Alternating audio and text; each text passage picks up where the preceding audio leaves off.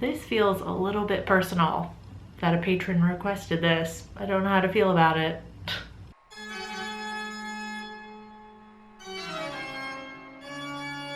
Hey there, creepy peeps. I'm Nightmare Maven and welcome back to my channel. If you happen to be new here, hi! I talk about spooky things all year long, so if you also like spooky things all year long, you should subscribe. Death of a Vlogger is a horror mockumentary about a YouTuber who experiences the highs and lows of internet fame when one of his videos goes viral for suggesting his apartment is haunted. So like I said, one of my patrons requested that I watch this, and I'd only heard mention of it briefly. I have to say I liked the concept a lot. It was really simple, but it ended up being super effective. So without spoiling too much, the plot revolves around this vlogger, Graham, who seemingly catches a paranormal incident on accident while he's doing a live stream. The internet goes crazy, of course, and so Graham decides to kind of like lean into his video going viral by investigating the haunting in his apartment. Things start to get twisty and turny as outside people start to investigate whether Graham is telling the truth or this is all a hoax. It's hard to tell on the internet. It could very easily be faked. And the movie ultimately never gives you a straight answer as to what's actually going on, which I love. You're left as an audience member to make your own determination as to whether Graham was faking the whole thing, whether it was actually real the whole time, or it was a little bit of both. I thought the whole thing lended itself very well to lifestyle vloggers like Graham. Sharing your life on the internet, even in just tiny little snippets, can have major consequences, as Graham finds out throughout the movie. And it could sometimes potentially be dangerous if you find yourself in a scary situation and nobody believes you, again, like Graham. So like I said, this is also a mockumentary style horror, so the whole plot is framed around this idea that a documentary crew is talking about this whole incident after the fact. So there's interviews from friends of Graham's and like journalists and people who investigated the phenomenon of this going viral on the internet. And I think that really added to this idea that happens all the time on the internet, that we as viewers of content pass judgment frequently on those who upload content.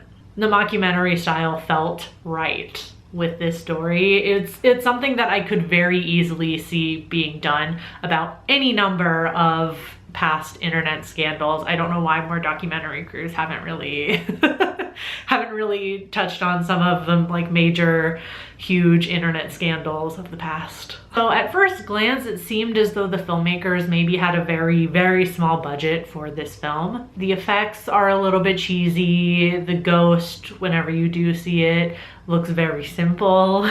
But I'm not gonna lie, it kind of added to the whole atmosphere. The effects easily look like something that anybody could create on their own, like Graham. So the simple effects could be by design in order to like throw the audience into more confusion. Well, it's like, well, obviously he's faking it because look how simple this ghost looks. It literally just looks like a person draped in a bed sheet, you know? And the same thing could be said for the performances by the actors. I thought they did a great job. There were some parts that felt a little like stiff and awkward, but they felt stiff and awkward in a way that somebody might appear stiff and awkward when they know they're being filmed and they're trying to act natural for the camera. I feel like is the case with a lot of content creators and vloggers, especially, who kind of just do daily life things for the camera. It's possible that that was also by design. Could maybe be reading into it a little bit too much, but I feel like the plot, the openness of the plot, and that it really could be any explanation, kind of just opens up the entire film to feed into that. But of course we have to talk about the scares. I love a good haunted house story. Like, haunted houses and home invasions usually scare me the most because I am a homebody, and anything that kind of throws into chaos or question the safety of your own home, the comfort of your own home, really freaks me out. And that's the intention of making those kinds of movies, for sure. I thought this had a really good balance of jump scares and just like, you know, the creepy things happening in the background that really get under your skin. And I feel like the set also had a lot to do with the underlying creepiness of the movie. I have to say, the flat that Graham is staying in was so strangely laid out, and it seemed like there wasn't a lot of rooms that they were in that had natural lighting, or at the very least they were being filmed at night, so there's definitely no natural lighting coming in any windows. But everything felt really dark and confusing, and that added to the scares as well, because when you see like the little ghost pass by in the background, I have no idea where they are in relation to the character or in this flat, and it really made me uncomfortable, and that kind of added to the creepiness of the whole thing. Overall, I thought this was quite a clever, but, you know, simple mockumentary horror. Simple in execution, leaves a lot to be like discussed and picked apart after the fact. All in all, not a bad way to spend an evening.